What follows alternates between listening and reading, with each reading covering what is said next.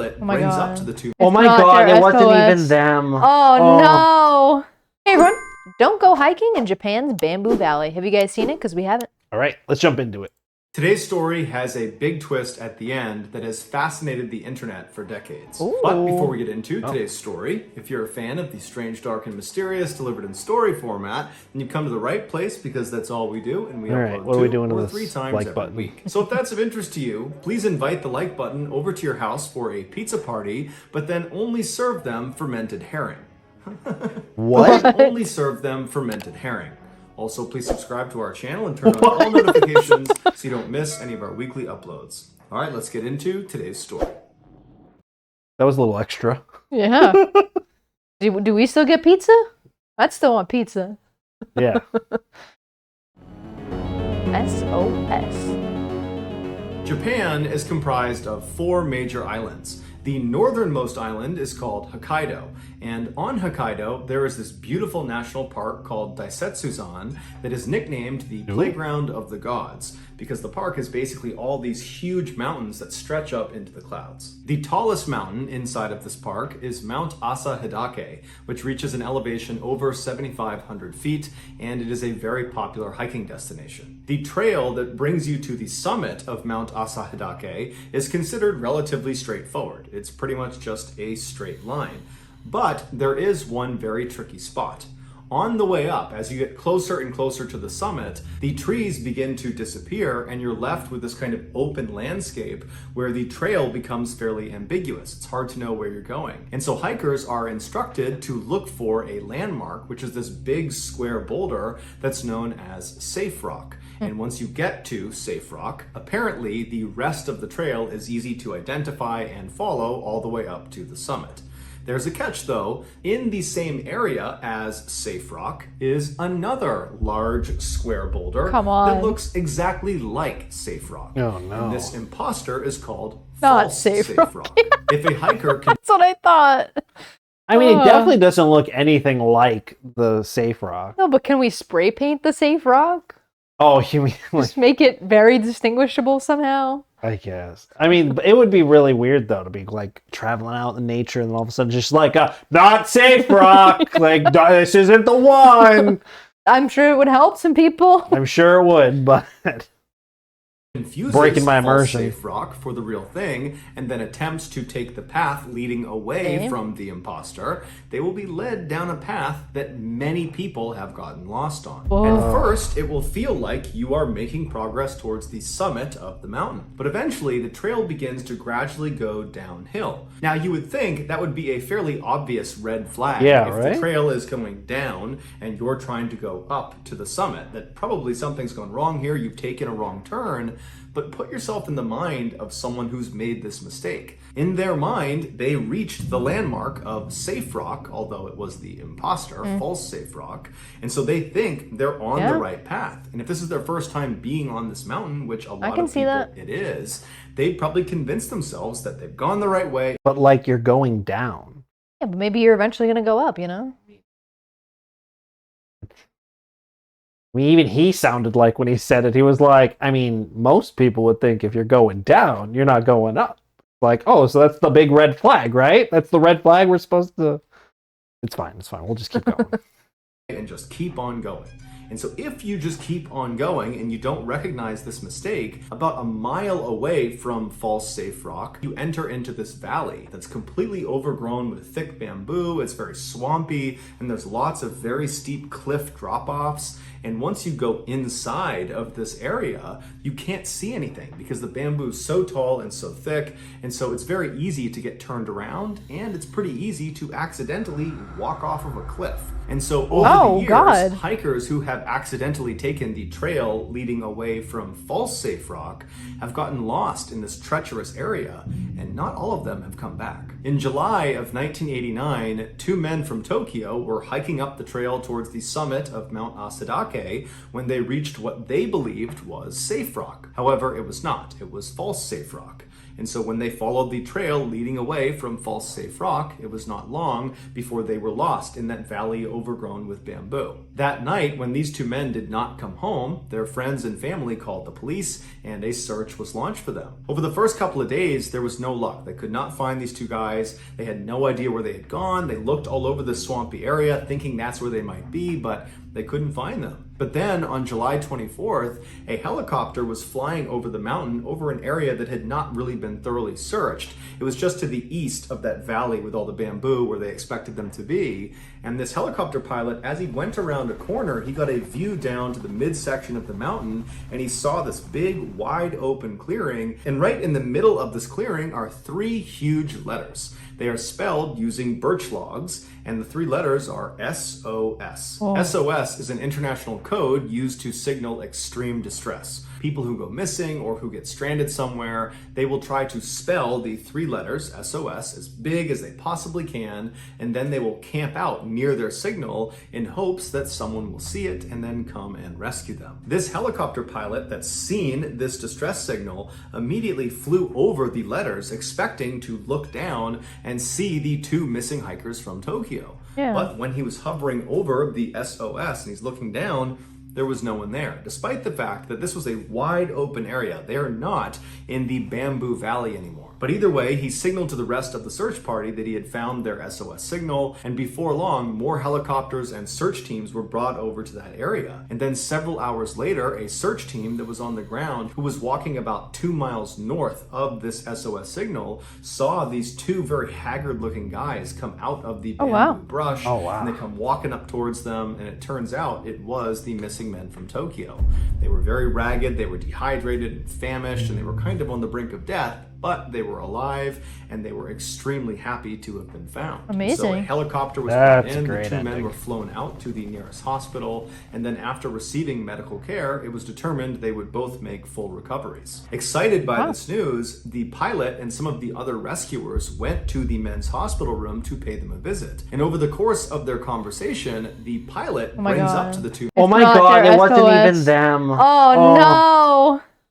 I had a feeling. men that they were really smart to build that SOS signal, that in fact, had they not built the SOS, it's unlikely anyone would have found them.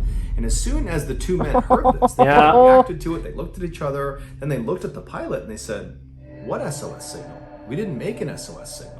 After asking the men several questions to make sure they really didn't make this signal, the pilot and the rest of the searchers said, we have to go back. Like, to the shit, mountain. we gotta have go. back to the SOS signal because somebody else has made it and they need our help. And so early the next morning, the searchers went back out to the mountain, back to the SOS signal to scour the area all over again. And shortly after they began this search, one of the searchers found this deep hole underneath the roots of a tree. And in this hole was a backpack. And in this backpack, amongst other things, was a driver's license and an audio recorder. The license belonged to a 25-year-old Japanese man named Kenji Iwamura, who 5 years earlier had been staying at a lodge near the mountain, and one day he had left, and on his way out, he had told the owner of this lodge that he was going for a hike to the summit of Mount Asadake. A couple of days later, when Kenji was supposed to check out of the lodge, he didn't, and so the owner went to his room, he knocked, but there was no answer, and so the owner used his master key, he opened the door, and when he looked inside, there was no Kenji, but all of his belongings were still there. And so the owner thought that was odd because the last time he saw him, he was going out for this hike. And so he put two and two together and thought, you know what? I think this guy's in trouble. So he called the police and reported him missing. A search is launched for Kenji, but Kenji was never found. And so there was always this mystery about what happened to him. Fast forward back to 1989, and these searchers are looking at this backpack. They've just looked at this license. And then one of the searchers reaches in and pulls out the audio recorder and hits the play button. What they heard was very disturbing. It was the sound of a young man, presumably, who was very distressed, who was calling out for help. And it's believed this young man is Kenji. In Japanese, he very slowly and deliberately says, "I'm stuck on a cliff, I can't move, SOS, please help me. I'm at the spot where I first saw the helicopter, but the bamboo is too thick, I can't move, please lift me up out of here, SOS." Here is a clip of the actual recording.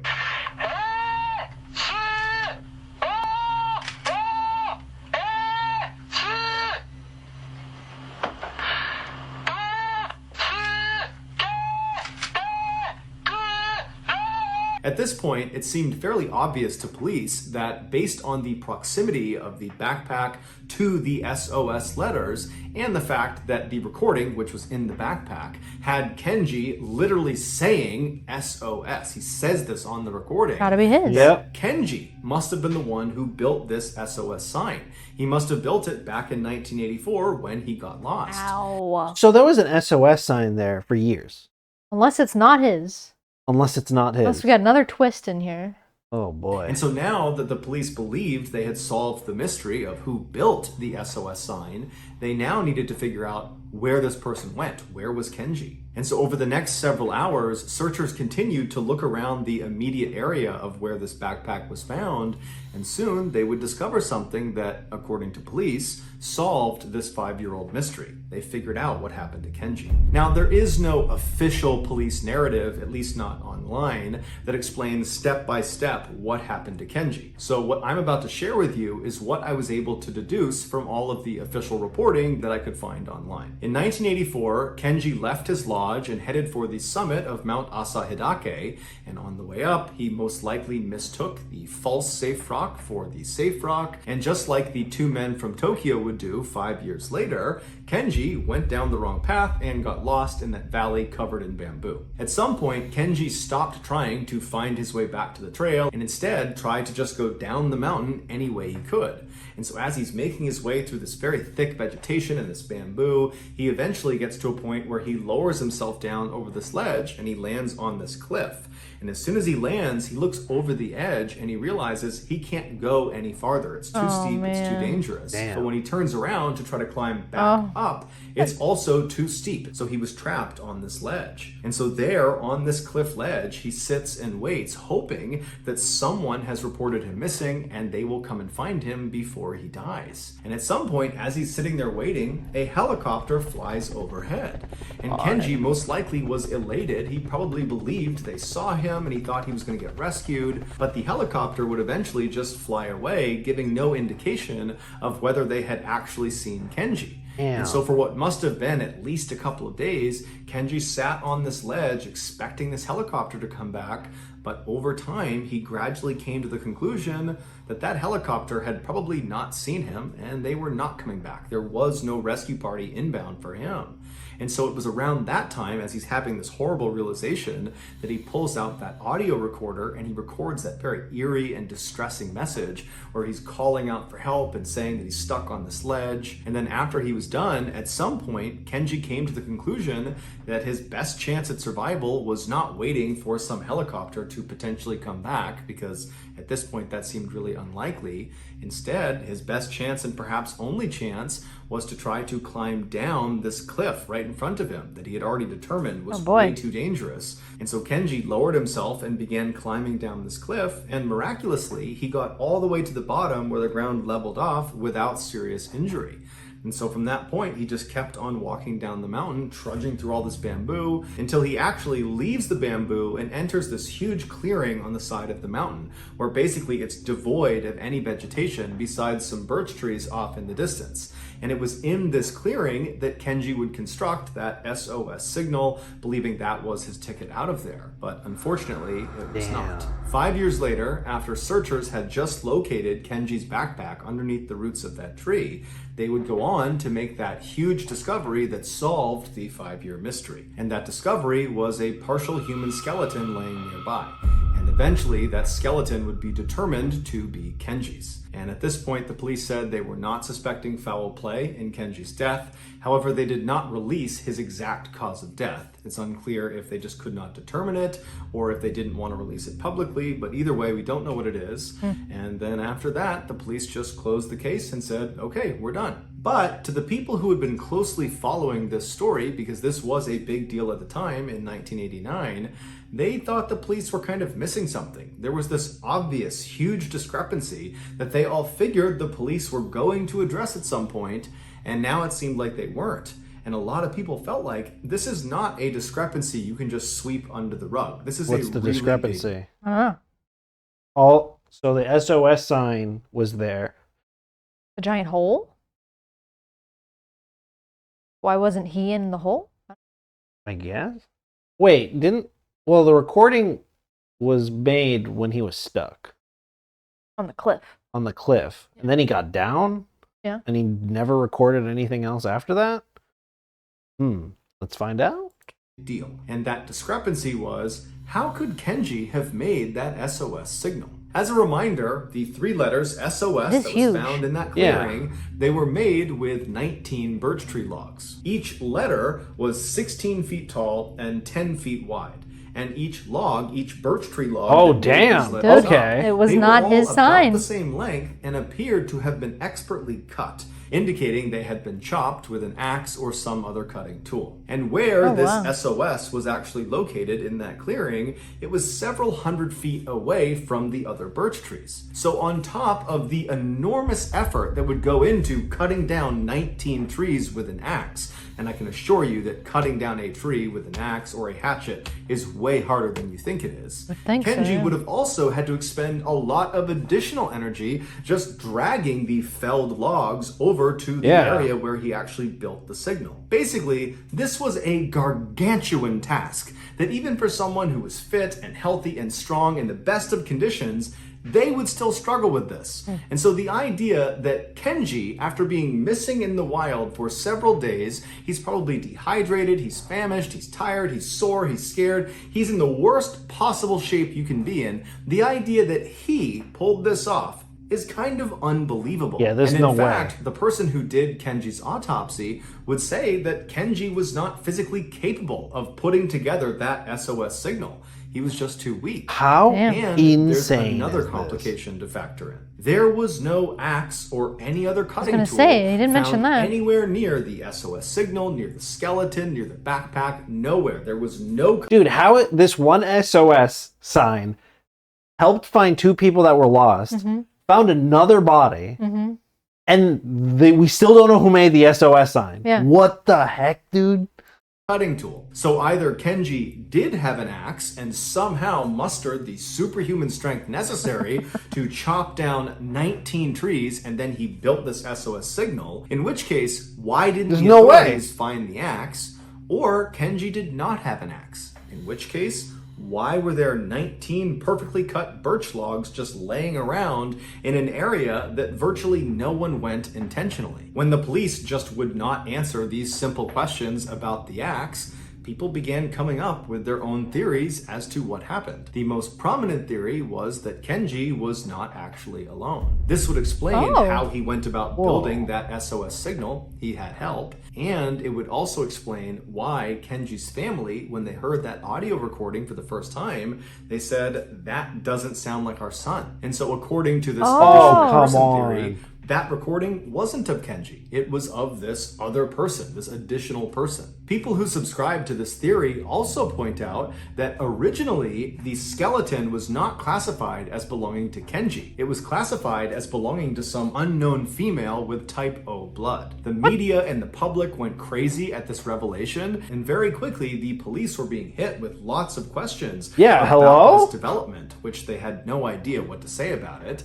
And so they looked kind of bad in the media. They didn't have very many answers. They didn't have any leads. The pressure was building. And then all of a sudden the police say, oh, we looked at the bones again, and it turns out they were not type O blood female. They were actually type A blood male, which conveniently is the same sex and blood type as Kenji. Some say this was a pure fabrication by police. Yeah, to that very seems conveniently real tie up all convenient. the loose ends of a case they were doing a very bad job solving, that in reality, those were not Kenji's bones. Kenji's still somewhere out there. We haven't found him yet. And those bones belong to some unknown female with type O blood. And she was the additional person. But the reality is, even if this additional person theory is plausible, it's highly unlikely it will ever be looked at seriously by authorities. Because at this point, the case is considered closed. So as of now, the only thing we can all say with certainty is that an SOS sign on the side of this mountain